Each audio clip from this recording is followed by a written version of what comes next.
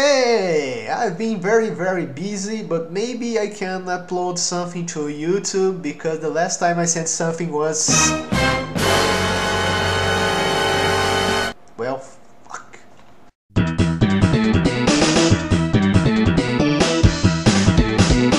In 1993, Capcom set the Super Nintendo on fire with Mega Man X, heralded by many as one of the highest points of any Mega Man series. The game would go on to sell over 1.16 million copies worldwide, cracking the top 50 of Capcom's best-selling games of all time. One thing has stood out about as much as the game's quality ever since its release though: the absence of a level that has since come to be known merely as the White City. While many pre-release screenshots and videos have surfaced on the internet recently, White City remains off our hands for now. Why is that? The first thing to notice from the available White City screenshots is that it seems like there's very little actually developed among all of them. Out of these 4 shots, 2 of them are remarkably close to each other, as you can see from the placement of the RT-55J sub-boss and the large building with blue windows still being in the shot where apparently a prototype version of the Death Rogoomer airship knocks out the top of another building. So if you go out there, we basically have something close to just 2 screens being showcased in these shots, which might suggest the level didn't go much further than that. Maybe it was just a physics and assets test, and it was shelved quite early on, to focus on the highway stage as we know it in the final release. X life bar being maxed out in comparison with the final release, as well as the P icon as opposed to X, seems to suggest as much as well. Even some of the earliest footage for the game in pre-release videos shown in the Mega Man X Legacy Collection already had the green highway, even it featured different effects and still had the P life bar. But could the White City have resurfaced in a different form ever since? The answer is yes.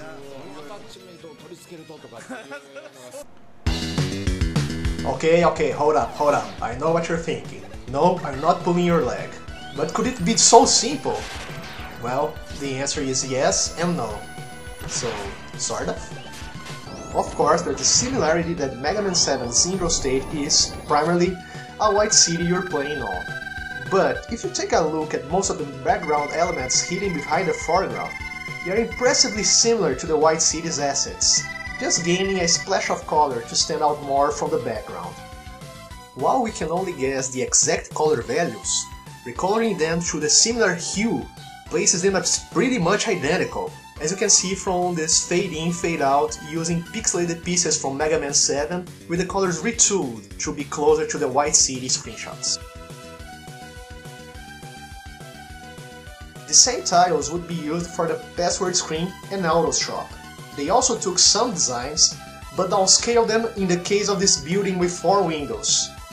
It comprised the size of the screen in height originally, but in Mega Man 7 it's considerably smaller but retains the same features: a yellowish tint, 4 windows per floor, and a sharp edge on both ends of the building. Something else to consider when establishing a link between these 2 games is development time. Mega Man 7 is notorious for its amazingly short development cycle, a mere 3 months. Originally, in the R20 art book, series producer Keiji Inafune said as much, and recently, Kazuhiro Tsuchiya, producer for Mega Man 11, has also gone on record to confirm the very short development cycle. What was the team like back in the day, working on Mega Man 7? You want to describe the atmosphere surrounding the game? これは過去に他のグレーダーももう言ってるんで、もうどこかには載ってる話なんですけど、実は3ヶ月で作ってるんですよ、このゲームって。This has led to the belief it runs on a modded Mega Man X engine, and besides the asset refurbishing we have presented here, further evidence is shown with the password system. Instead of offering the usual red and blue orb system seen in the NES titles, it uses the same grids and numbers password mode we had seen in Mega Man X back in '93. So it stands to reason that with such a tight development window forced on the development team, they would actually utilize materials that hadn't been used in a public release when they feel like they can transit between both series without raising some eyebrows on design discrepancies, especially since the X-Series design aesthetics was still being solidified at that point in development. So, here you go.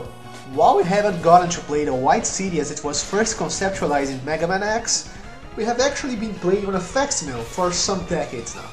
Maybe in the future someone will manage to get a dump of the prototype for X1 that still had that stage playable. Or someone will put together a recreation of the stage in a fan game to satisfy that appetite for cities colored in white from many decades prior. What about you? Are you waiting for the White City prototype to be dumped someday? Or do you think someone's attempts at recreating it would suffice to scratch that itch? Let me know in the comments below. And please make sure to like, share and subscribe, because if there is a different way to grow an audience, we are clearly unaware.